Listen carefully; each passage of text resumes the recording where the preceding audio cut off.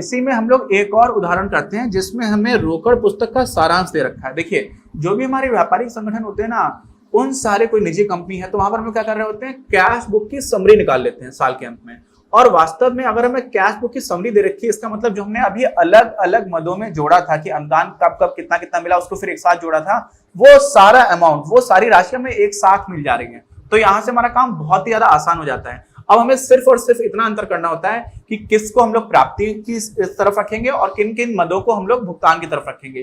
तो एक बार अगर आपको प्राप्ति और भुगतान के मदों को पहचानना बहुत ही आसान होता है, आपको पढ़ते ही आइडिया लग जाएगा। बस जो थोड़ा सा डाउट होता है लोगों को, वो हमारी जो स्टार्टिंग में राशि होती है, प्रारंभिक राशि में और अंतिम राशि, जो भी हमारा शेष बचता है ना, अंतिम शेष और प्रारंभिक शेष, उसमें लेकर के कंफ्यूजन होता है। तो अगर आपने वो समझ लिया तो फिर आपको इसमें कोई भी डाउट नहीं होगा। तो चलिए इस प्रश्न को करते हैं।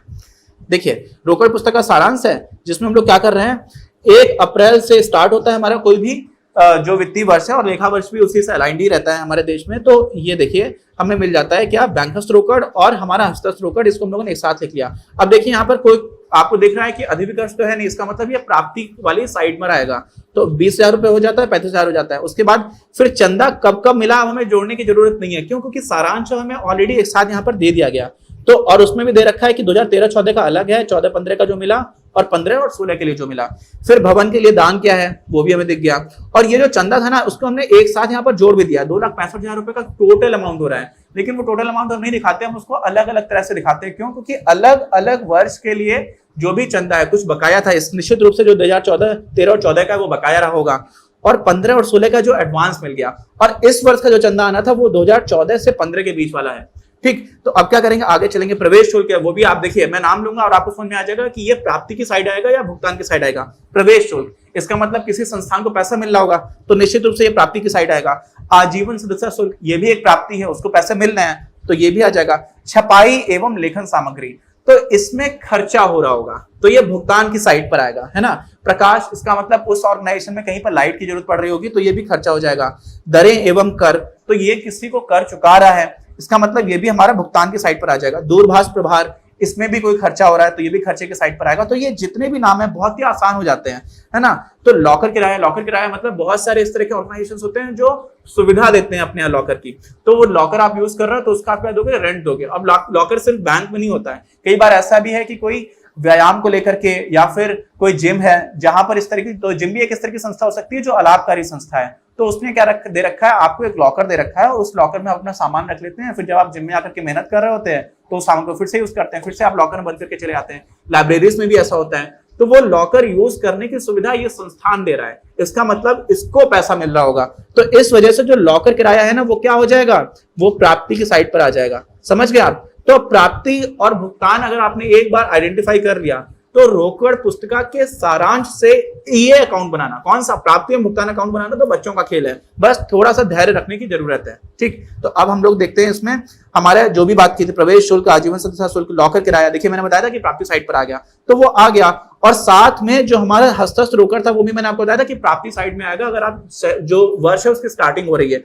और इसी तरह से अगर वर्ष के अंत में आप रोकड़ की बात करेंगे तो वो हमारा भुगतान की साइड पर आ जाता है, जमा साइड पर आ जाता है। ठीक है, और यहां पर भी आप देखेंगे तो वास्तव में दोनों ही तरफ पर हमें एक ही अमाउंट का सम मिल रहा है। तो हम लोगों ने क्या देखा, हम लोगों ने अभी तक देखा कि एक रोकड़ पुस्तिका से हमें प्राप्ति एवं भुगतान खाता बनाना है, तो सबसे पहले सारी मदों का हमें क्या करना पड़ेगा, सार निकालना होगा। और अगर हमने सार निकाल लिया, फिर वो बनाना बच्चों का खेल है। और दूसरी बार तो हमें और भी ज्यादा आसान उदाहरण मिला, जिसमें हमें रोकड़ पुस्तिका में पहले से ही सार दे रखा है। तो जब पहले से सार दे रखा है तो अलग अलग मदों में हमें कुछ भी जोड़ने की आवश्यकता नहीं है, और वो प्रश्न और भी आसानी से हो जाता है। देखिए यहाँ पर हम लोग क्या करेंगे, अपने को एक सिल्वर पॉइंट है, कोई उससे संबंधित विवरण दे रखा है, और विवरण जो भी है 31 मार्च 2012 को समाप्त होने वाले वर्ष के लिए प्राप्ति और भुगतान खाता तैयार करना है।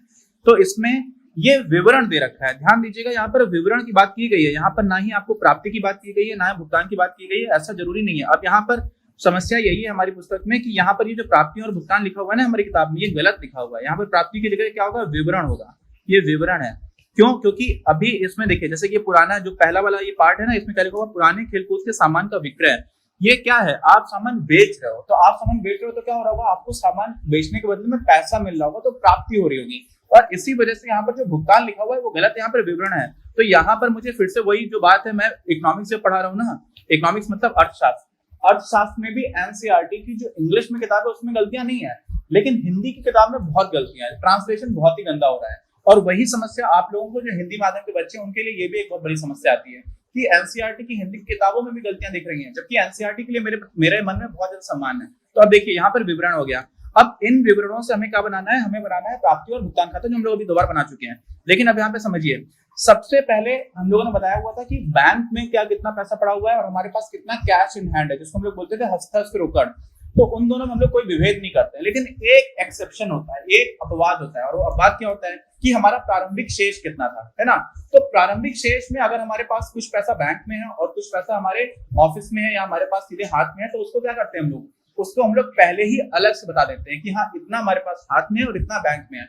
उसके बाद के जितने भी खर्चे हों, जितने भी चाहे भुगतान हो चाहे उसकी प्राप्ति हो, उन सभी को हम लोग क्या करते हैं, उन सभी में कोई मतभेद नहीं करते हैं। और वही चीज हमारी जो अंतिम शेष बच रहा होता है, यानी कि प्रारंभिक शेष और अंतिम शेष, इसमें ही हम लोग बैंक में और हमारे हाथ में जो कैश है उसको लेकर के अंतर करते हैं। बाकी किसी भी मद में कोई अंतर नहीं किया जाएगा। तो वो एक बात याद रखिएगा।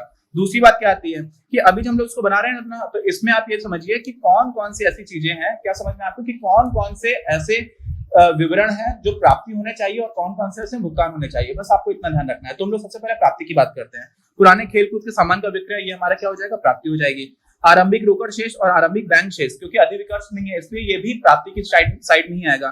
फिर चंदा एकत्रित, तो सीधी सी बात है, में प्राप्ति हो रही है, और उसमें चंदा एकत्रित में भी देखिए ये पहले से अलग तरह से लिखा हुआ है, फिर इसका कुल योग लिखा हुआ है। तो हम लोग भी प्राप्ति और भुगतान खाते में एग्जैक्टली वैसे ही लिखते हैं। और क्या करना है, जलपान का विक्रय, यानी कि जलपान बेचा तो यहाँ पर भी पैसे मिले। प्रवेश शुल्क प्राप्तियां, ये भी प्राप्त हुआ। फिर पवेलियन के लिए दान प्राप्ति, ये भी प्राप्ति है। तो हम लोगों ने अभी तक जो भी येलो कलर से पीले रंग से मार्क किया वो सब कुछ क्या प्राप्ति है। अब हम लोग भुगतान की बात करते हैं। अगर कुछ और कहीं और आगे कोई एंट्री होगी जिसमें हमें प्राप्ति हो रही होगी तो उसको हम फिर से पीले रंग से मार्क करेंगे। तो देखिए यहाँ पर किराया भुगतान, हमने पैसे दिए तो भुगतान हो गया। खेलकूद के सामान का क्रय, खरीदा गया है तो ये भी भुगतान हो गया। जलपान का क्रय, ये भी भुगतान है। टेनिस कोर्ट के रख रखाव पर खर्च, ये भी एक तरह का खर्चा है, भुगतान हो रहा है। वेतन भुगतान, प्रतियोगिता व्यय, सीधा लिखा हुआ है व्यय है तो भुगतान ही हो रहा है, इसका मतलब मैं किसी को कुछ व्यय किया, कोई खर्चा किया। फिर फर्नीचर क्रय हो गया, कार्यालय व्यय हो गया, और अंतिम हस्तस्थ रोकड़, ये तो मैं पहले से ही पता हुआ है कि हम लोग क्या करते हैं, अंतिम हस्तस्थ रोकड़ को भी हमेशा ही भुगतान के साइड में रखते हैं। लेकिन यहाँ पे आपको समझ में आ रहा होगा कि अगर हमारे पास आय ज्यादा हुई होगी, आमदनी ज्यादा हुई होगी, आमदनी की प्राप्तियां कुल मिलाकर के उनका कुल योग ज्यादा हो जा रहा होगा और भुगतान का योग कम हो रहा होगा हस्तस्थ रोकड़ मिलाने के बाद भी अंतिम शेष में, तो उसको हम लोग क्या कर देंगे, बैंकस्थ रोकड़ बना करके एक बैलेंसिंग एक्टिविटी कर देंगे, एक बैलेंसिंग एंट्री करेंगे, है ना, जिससे कि हम दोनों को क्या कर पा रहे हो, बैलेंस कर पा रहे हो, दोनों को संतुलित कर पा रहे हो। तो वो हम लोग देख लेते हैं। तो आपको समझ में आ रहा होगा कि मेन जो अंतर आ रहा है वो कहाँ कहाँ पर आ रहा है। मेन अंतर एक तो अंतिम हस्तस्थ रोकड़ के बाद से एक हमें बैलेंसिंग एंट्री करनी पड़ेगी, बस इतना सा काम है। तो आपने यहाँ पर देख लिया कितने आसान से हम लोगों ने इसको अलग अलग कलर से मार्क किया हुआ है, तो आपको बहुत ही आसानी से अब प्राप्ति और भुगतान खत्म बनाने में कोई समस्या नहीं आएगी। तो देखते हैं। अब देखिए यहाँ पर क्या हो रहा है ना, ये जो हमारा शेष है उसको तुम लिखेंगे, लेकिन शेष के बाद जो हस्तस्थ और बैंकस्थ रोकड़ है ना, ये थोड़ा आगे से लिखना चाहिए। तो ये हमारी किताब में फिर से थोड़ी सी गलती है, इसको हम थोड़ा सा आगे से लिखते हैं तब फिर समस्या नहीं होती है। मतलब इसी को आप थोड़ा सा आगे बढ़ा दीजिए और उसके बाद से क्या कर देंगे, पूरा जो शेष है उसको हम एक साथ देते हैं। तो ऐसा करना चाहिए अपने को, ठीक। अब यहाँ पर इन्होंने हस्तस्थ रोकड़ और हम लोग जो बैंकस्थ रोकड़ है उसको हमने एंट्री कर दी, कोई समस्या नहीं है। फिर चंदा था उसको एज इट इज उठा लिया। जलपान का विक्रय है वो भी हम लोगों ने उठा लिया, है ना। और चंदा जो कुल चंदा है उसको एक साथ लिखा हुआ है। अब यहाँ पर चंदा और आगे के जितने भी मद हैं उन सभी में हम लोग बैंक में था या फिर हस्तस्थ था, उसमें कोई भी विभेद नहीं होगा, उन दोनों को एक ही जगह ट्रीट किया जा रहा है, एक ही तरह ही, है ना। प्रवेश शुल्क जो है वो भी आ गया। अब पुराने खेलकूद के सामान का विक्रय हमने देखा था, ये भी देखिए ऊपर हमने पीले रंग से मार्क किया हुआ है। और इसके बाद एक और ही एंट्री है जो हमने पीले रंग से मार्क की हुई है, इसका मतलब वो क्या है, वो हमारी प्राप्तियां हैं। तो ये सारी प्राप्तियां हो गई। अब ऐसे ही हमने भुगतान की साइड पर भी जो भी हमारा ग्रीन कलर से मार्क्ड है हरे रंग से, वो सब हमने लिख दिया। तो किराया भुगतान है, जलपान का क्रय है, ये सारी चीजें, उसका ऑर्डर ऊपर नीचे हो गया थोड़ा सा, उससे कोई फर्क नहीं पड़ता। तो इसको यहाँ पर हम लोग ग्रीन कलर से मार्क कर देते हैं, ठीक है। किराया है, जलपान का क्रय है, ये देखिए। और इसी में कई बार ऐसा होता है जो ज्यादा बड़े खर्चे होते हैं, जो ज्यादा महत्वपूर्ण भुगतान होते हैं, उसको हम लोग पहले ही कर देते हैं। क्या करते हैं, उसको पहले ही ज्यादा महत्व दे देते हैं। जैसे उसको हम लोग पहले एंट्री दे देंगे, बस इतना हो जाएगा। और उस किस ऑर्डर में होना चाहिए, किस निश्चित क्रम में होना चाहिए, इसका कोई फर्क इतना पड़ता नहीं है। तो यहाँ पर देखिए वेतन है, वेतन बहुत महत्वपूर्ण रहता है। फिर उसके बाद प्रतियोगिता व्यय, ये सारे व्यय हो गए। और सबसे अंत में आप ध्यान रखिए कि हमें अंतिम हस्तस्थ रोकड़ दे रखा था, जिसको हम लोगों ने अलग कलर से मार्क किया हुआ था, है ना। ये लगभग पिंक या इसको पर्पल बोल सकते हैं, डार्क, मुझे थोड़ा सा कलर्स में कंफ्यूजन हो जाता है, थोड़ी सी कलर ब्लाइंडनेस है मुझे, तो इसको क्या कर देते हैं, हस्तस्थ रोकड़ की जब बात आ जाती है तो हस्तस्थ रोकड़ हमारा 400 रुपए आ गया था, यहाँ तक आ गया था, यहाँ तक की हम लोगों ने एंट्री आराम से कर लेंगे। अब जो बात आती है वो बहुत ध्यान से समझिए। अब क्या करना है, बैंकर्स रोकड़ वाली जो एंट्री यहाँ पर इन्होंने डायरेक्टली दे रखी है ना, ये हम नहीं कर पाएंगे अभी तक। हम क्या करेंगे, ये करने से पहले हमें जो भी हमारी राशि है प्राप्ति की तरफ, उन सबको जोड़ देंगे। तो उसको एक बार जोड़ते हैं। देखिए ये है आपका 1000, ये है 7200, तो 8200 हो गया, फिर 9000 जोड़ दिया आपने तो 17200 हो गया, फिर 18200, 19200, उसके बाद से 20200 और 200 वाले तो 20400 हो गया, फिर उसमें आप 4600 जोड़ेंगे तो आपको कितना मिल जाएगा, 20400 में आप 4600 जोड़ रहे हैं तो इसका मतलब आपको 25000 रुपए मिल जा रहा है पूरा, जो हमें ऑलरेडी यहाँ पर दिख रहा था, यानी कि हमारी कैलकुलेशन सही है। अब यहाँ पे क्या करेंगे, यहाँ पे जो भी हमारे भुगतान हुए हम उनको भी एक साथ जोड़ेंगे और भुगतान के साथ साथ हस्तस्थ रोकड़ भी हम जोड़ देंगे, क्योंकि हमें इसी की जानकारी दी गई थी, हमारा शेष बच रहा था। तो यहाँ पर देखिए कितना हो जाएगा, 600 और 3000, 3600, फिर उसमें आप 4800 जोड़ेंगे तो कितना हो जाएगा, 4800, 378, 8400, 8400 हो गया, फिर 2000 और जोड़ दिया तो कितना हो गया, 10400, फिर आपने उसमें 2400 और जोड़ा तो कितना हो जाएगा, 12800, फिर आप उसमें 2500 जोड़ना है तो हो जाएगा 13300 और 2 15300, फिर आपने उसमें 1500 और रुपए जोड़ दिए तो हो जाएगा 16800, फिर आपने 1200 रुपए जोड़ दिए तो हो जाएगा 18000, उसके बाद से आपने 400 रुपए और जोड़ दिए तो आपको मिल जाएगा 18400। तो आपको अभी तक जो भी पैसे मिले हैं वो कितने मिले हैं, 18400। ठीक, अब ये मैंने यहाँ पर सारी डायरेक्टली ऐसे कैलकुलेट कर लिया, इतना आसान था इसलिए, लेकिन इसके लिए आपके पास कैलकुलेटर रहेगा तो इसकी कोई समस्या नहीं है, और आपके एग्जामिनेशन में तो आप आराम से ये लिख करके जोड़ लोगे, इतना आसान कैलकुलेशन है। तो अब जो महत्वपूर्ण बात आती है वो आती है कि हमारे पास जो कुल प्राप्तियां हैं वो तो 25000 है और कुल भुगतान हमें 18400 ही दिख रहा है। तो अब हम लोग संतुलन करने वाली एंट्री करेंगे, और ये सबसे महत्वपूर्ण है क्योंकि ये आपको कैलकुलेशन करने के बाद से आ रही होगी, बैलेंसिंग एक्ट होता है, ये बैलेंस कर रहे होते हैं। ठीक है, तो अब कितना बैलेंस करेंगे, 25000 से आप आराम से 18400 को घटा दीजिए, घटा दिया तो कितना हो गया, 006 और 6, और ये अब आपको पता है हस्तस्थ रोकड़ तो बता रखा है, तो ये जो आपके पास एडिशनल पैसा बचा वो कहाँ होगा, बैंक में होगा, सीधी सी बात है। और इसीलिए जो हमारी नई एंट्री आ रही है वो किसकी आ रही है, जो नई एंट्री आ रही है वो हमारी आ रही है बैंकर्स रोकड़ की, समझ गए आप। और ये बैंकर्स रोकड़ की एंट्री कितनी है, 6600 रुपए की, कितने की है, 6600 रुपए की। तो ये हो गया, और जैसे ही आपने ये कर दिया वैसे ही आपका प्राप्ति भुगतान खाता कंप्लीट हो गया।